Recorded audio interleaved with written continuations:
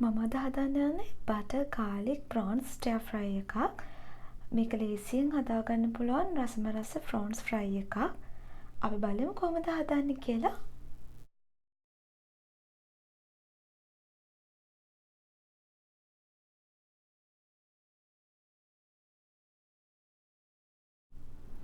මම ඉස්සෝග්‍රෑම් 300ක් මේ විදිහට සුද්ධ කරලා අරගෙන තියෙනවා.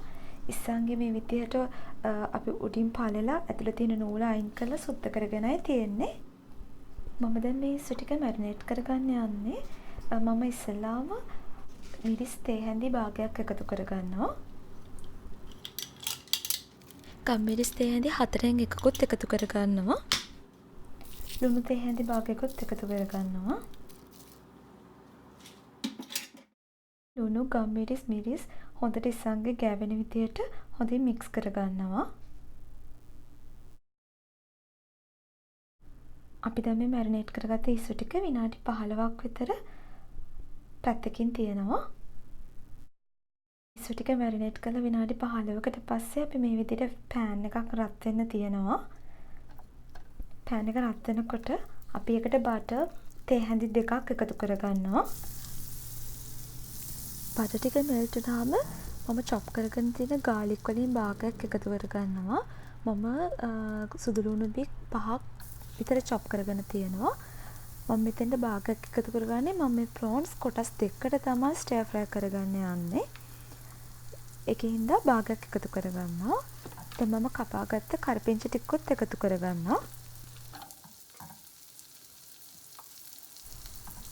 කරපිංචායි ගාර්ලිකුයි විනාඩියක් විතර ෆ්‍රයි වෙන්න තියෙනවා. කරපිංචා වලයි ගාර්ලික් වලයි සුවඳ එන ගාන වගේ වෙනකම් අපි ටිකක් ෆ්‍රයි කරගන්නවා ඇත්තටම.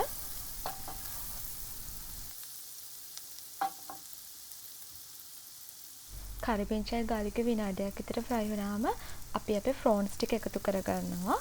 ඇත්තටම මේකෙදි පෑන් එකේ හොඳට ටච් වෙන්න ඕන ප්‍රෝන්ස්. ඒක නිසා තියෙන ප්‍රෝන්ස් ඔක්කොම පෑන් එක පිරෙන්න දාන්න නැතුව ඉඩ අරගෙන දෙපාරකට තමයි මම ප්‍රෝන්ස් ටික ෆ්‍රයි කරගන්න යන්නේ. දැන් මම ලිපේ ගින්දර අඩු කරලා විනාඩි 3ක් විතර මේ ප්‍රෝන්ස් ටික ෆ්‍රයි වෙන්න තියෙනවා. මේ ප්‍රෝන්ස් විනාඩි 3ක් ෆ්‍රයි වුණාට පස්සේ මම දැන් මේ ප්‍රෝන්ස් ටික අනිත් පැත්ත හරවන්න යන්නේ. ප්‍රෝන්ස් වල අනිත් සයිඩ් එක ෆ්‍රයි කරගන්න.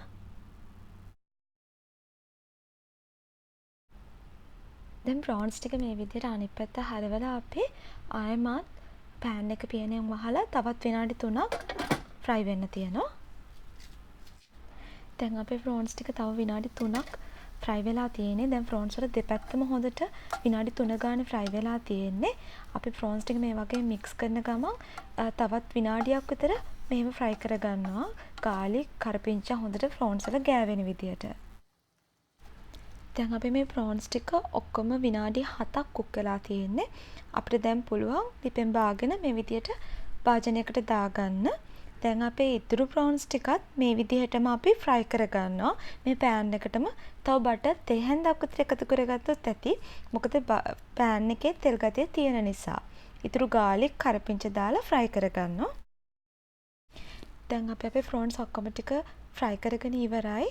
බලන්න ප්‍රෝන්ස් ඔක්කොම තැඹිලි පාට වෙලා ලස්සනට ෆ්‍රයි වෙලා තියෙනවා. මේක හරිම රස බටර් ගාර්ලික් ප්‍රෝන්ස් ෆ්‍රයි එකක්. අපිට දැන් පුළුවන් රස බලන්න.